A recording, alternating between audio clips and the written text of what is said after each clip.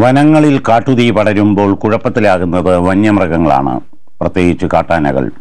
അതിർത്തി ലംഘിച്ച് കേരളത്തിലെത്തുന്നു കർണാടകത്തിൽ നിന്നുമുള്ള കാട്ടാനകൾ.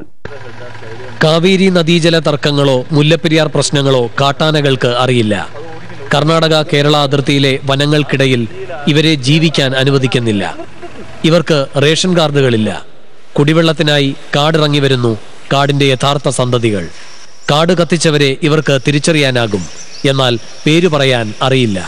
ഇപ്പോൾ ഈ വേനൽ വളരെ ശക്തമായതോടുകൂടിയിട്ട് കാട്ടുതീയും ഭയങ്കരമായ രീതിയിൽ ഇപ്പോൾ പടർന്നു പിടിച്ചുകൊണ്ടിരിക്കുകയാണ്. ഈ സമയത്ത് അയൽ സംസ്ഥാനങ്ങളായ കർണാടക, തമിഴ്നാട് എന്നിവിടങ്ങളിൽ നിന്നും കൂടുതൽ ആനകളും വന്യമൃഗങ്ങളും കേരളത്തിലെ പ്രത്യേകിച്ച് വയനാട് ജില്ലയിലെ കാടുകളിലേക്ക് ഇപ്പോൾ വല്ലാതെ വന്നുകൊണ്ടിരിക്കുന്ന സമയമാണിത്. ഇപ്പോൾ അവിടെ ഈ ഭക്ഷണത്തിൻ്റെ ദൗർബല്യവും അതുപോലെയുള്ള കാര്യങ്ങളും കാട്ടുതീ ഭയങ്കര ശക്തിയായി പടരുന്നതും കാരണമാണ് ഇത്രയും മൃഗങ്ങൾ വയനാട്ടിലേക്ക് ഇപ്പോൾ എത്തിക്കൊണ്ടിരിക്കുന്നത്, പല വന്യജീവി സങ്കേതങ്ങളിലേക്കും. പക്ഷേ ഈ വന്യജീവി സങ്കേതങ്ങളിലൊക്കെ തന്നെ ഇപ്പോഴും ആദിവാസികളടക്കമുള്ളവരുടെ വീടുകൾ ഉണ്ടെന്നത് മറ്റൊരു പ്രശ്നം കൂടിയാണ്. എന്താണെന്ന് വെച്ച് കഴിഞ്ഞാൽ ഇവരെ പുനരധിവസിപ്പിക്കാൻ അധികൃതർ ഇതുവരെ ഒരു കാര്യമായ നടപടികളൊന്നും ഇതുവരെ എടുത്തിട്ടില്ല. ആദിവാസികളെ കാടുകളിൽ തന്നെ പാർപ്പിക്കണമെന്നാണ് ചിലർ വാദിക്കുന്നത്. ബന്ധപ്പെട്ടവർ തീരുമാനിക്കട്ടെ. ഈ വേനൽ ചൂടിൽ കാടുകളിലെ പ്രശ്നം കാട്ടാനകൾക്ക് മാത്രമല്ല, നാട്ടിലെ ആനകളും ബഹളമുണ്ടാക്കുന്നു. കാട്ടാനകളെക്കാളും ക്രൂരത അനുഭവിക്കുന്നത് നാട്ടാനകളാണ്. വേനൽ തുടങ്ങിയ ശേഷം 70ഓളം നാട്ടാനകൾ ഇടഞ്ഞുവെന്നാണ് കണക്ക്. പൊരിയുന്ന വെയിലത്തു നിന്നും രക്ഷപ്പെടാൻ നാട്ടാനകളല്ല ഏത് മൃഗവും എന്തും ചെയ്യും. അത് മനസ്സിലാക്കാനുള്ള ബുദ്ധി പോലും പലർക്കുമില്ല. ആന പാപ്പാനെ കൊന്നു എന്നൊരു കഥ മാത്രമാകും അവസാനം. എലിഫന്റ് സ്ക്വാഡ് പറയുന്നത് ഈ ആനകളെ എഴുന്നള്ളിപ്പിക്കുമ്പോൾ നമ്മൾ ആനകൾ തമ്മിൽ ഒരു അകലം പറയുന്നുണ്ട്. അതൊരു 10 അടിയെങ്കിലും വിട്ടായിരിക്കണം ഒരു ആന മറ്റേ ആന തമ്മിലുള്ള ഇത്. പിന്നെ രണ്ടാമത്, ആനയുടെ മുകളിൽ ഭാരം 3 പേർക്ക് കൂടുതൽ കയറാൻ പാടില്ല. അതൊക്കെ ഒരു നിയമം ശരിക്കും ഉള്ള, അത് കംപ്ലീറ്റ് നിയമങ്ങളുണ്ട്. പിന്നെ നനച്ചു കൊടുക്കുക. ഇപ്പോൾ എഴുന്നള്ളിപ്പാണെങ്കിൽ ആന നമ്മൾ വെള്ളം ഒഴിച്ച് വേറെ പുറകെ കൂടെ ടാങ്ക് കൊണ്ടുപോയിട്ട് നനയ്ക്കണം. റോഡ് നനയ്ക്കണം. ഇല്ലെങ്കിൽ ടാറും പുറത്ത് നിന്ന് കഴിഞ്ഞിട്ട് ഒരു 2 മണിക്കൂർ കൂടുതൽ നിന്നാൽ തന്നെ ആനയ്ക്ക് പിന്നെ പ്രശ്നങ്ങളാവും. കാരണം അതിൻ്റെ അടി തീരെ സോഫ്റ്റാണ്, നമ്മൾ ഈ ഉദ്ദേശിക്കുന്നതിലും സോഫ്റ്റാണ്. അപ്പം ടാറും പുറം നനച്ചു കൊടുക്കുക, ഇതൊക്കെ ചെയ്യാന്നുള്ള. പിന്നെ ഈ ശരിക്കും റൂള് വെച്ച് പറയുമ്പം 11 മണി തൊട്ട് 3 മണി വരെ എഴുന്നള്ളിപ്പ് പാടില്ല എന്നുള്ളതാണ് ശരിക്കും പറയുന്നത്.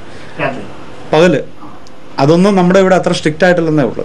ഈ വേനലിൽ നട്ടുച്ചയ്ക്ക് ആനകളെ എഴുന്നള്ളിക്കുന്ന ക്ഷേത്ര സമിതികൾ ഈ കാര്യം ശ്രദ്ധിക്കണം. ആനകളുടെ ഉടമസ്ഥരും അശ്രദ്ധ കാരണം ഒട്ടേറെ ആനകൾ ദുരവസ്ഥയിലാണ്. കേരളത്തിലെ ഉത്സവ സമയം ആനകൾക്ക് ദുരിതത്തിന്റെ സമയമാണ്.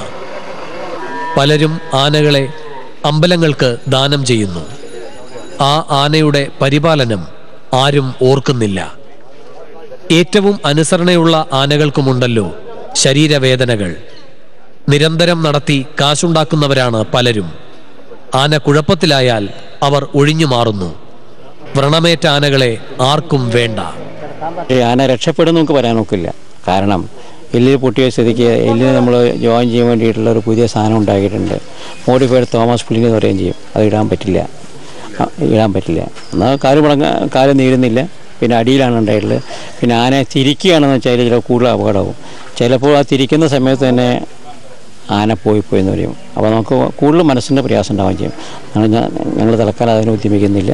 ഈ നായരിപ്പിരുത്തി കഴിഞ്ഞിട്ട് ചികിത്സ ചെയ്യുക. ശരീരത്തിന് ബലം കിട്ടിക്കഴിഞ്ഞാൽ ഭാഗ്യമുണ്ടെങ്കിൽ ആന എണീക്കാം. ഡോക്ടർ ആഗ്രഹിച്ച ആ ഭാഗ്യം ആനയ്ക്കുണ്ടായില്ല. ഒന്നാലോചിച്ചു നോക്കൂ ഈ ആനയ്ക്ക് പറയാനുള്ള അനുഭവങ്ങൾ. ഇതിന് നടത്തിയ ചികിത്സകളെക്കുറിച്ചും ഈ ആനയ്ക്ക് കൃത്യമായ ബോധ്യമുണ്ടാകില്ല. തന്നെ ഇണക്കി അടിമയാക്കിയ മനുഷ്യരെ പേടിച്ച് ഒടുവിൽ ജീവൻ വെടിഞ്ഞു. ഈ ആന ആരുടെയാണെന്ന് പോലും ആരും വ്യക്തമായി പറയാതെ ഇരിക്കുന്ന സ്ഥിതിവിശേഷമാണുള്ളത്. ഈ ആനയെ 99-ൻ്റെ മധ്യത്തിൽ ഇവിടെ കൊണ്ടുവന്നപ്പോൾ തിരുപ്പതി അമ്പലത്തിൽ നിന്ന് തൃശ്ശൂരിലത്തെ ചില വ്യക്തികൾക്ക് ദാനമായി കൊടുത്തതാണ് എന്ന് പറഞ്ഞ ആളുകൾ തന്നെയാണ് അവിടെ ഇപ്പോൾ അതിൻ്റെ ചുറ്റും നിൽക്കുന്നത്. അവർക്കിപ്പോൾ അതിൻ്റെ കാലൊടിഞ്ഞു, കാലിൻ്റെ അടിയിലത്തെ മുറിവ് ജനങ്ങൾ കാണും എന്നുള്ള അവസ്ഥയായപ്പോൾ ഈ ആന ആരുടെയാണെന്ന് പറയാൻ പോലും പറ്റാത്ത സ്ഥിതിയിൽ ആയിരിക്കുകയാണ്. തളർന്നു വീണടക്കുന്ന ആനകളെ എണീപ്പിച്ചാൽ ചികിത്സിക്കാം എന്ന് സ്ഥിരമായിട്ട് പറയുന്ന ചില മൃഗഡോക്ടർമാർ ഇത്തരം ആനകളുടെ ജഡം കടത്തിക്കൊണ്ടുപോയ സംഭവങ്ങളെ കുറിച്ചിട്ട് സർക്കാർ ഉടനടി അന്വേഷിക്കണം. മേഴ്സി കില്ലിംഗ് അഥവാ ദയാവധം.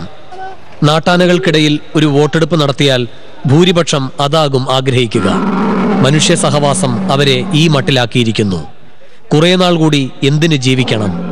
ആരോഗ്യം വീണ്ടെടുത്താലും ദയയില്ലാത്ത മനുഷ്യരുടെ അടിമപ്പണിയാണ്.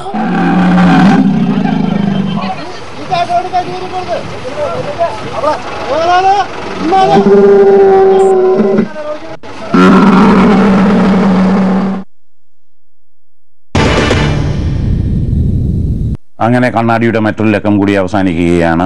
അതിനു മുമ്പ് ഒരു കാര്യം, ചില ലക്കങ്ങൾക്ക് മുമ്പ് ഞങ്ങൾ അവതരിപ്പിച്ചിരുന്നു. തിരുവനന്തപുരത്തെ വിദ്യാർത്ഥി നേതാവ്, SUCA വിദ്യാർത്ഥി നേതാവ് S. അനിൽകുമാറിൻ്റെ പ്രശ്നങ്ങൾ, വൃക്ക സംബന്ധമായ രോഗങ്ങൾ കാരണം അദ്ദേഹം ചികിത്സ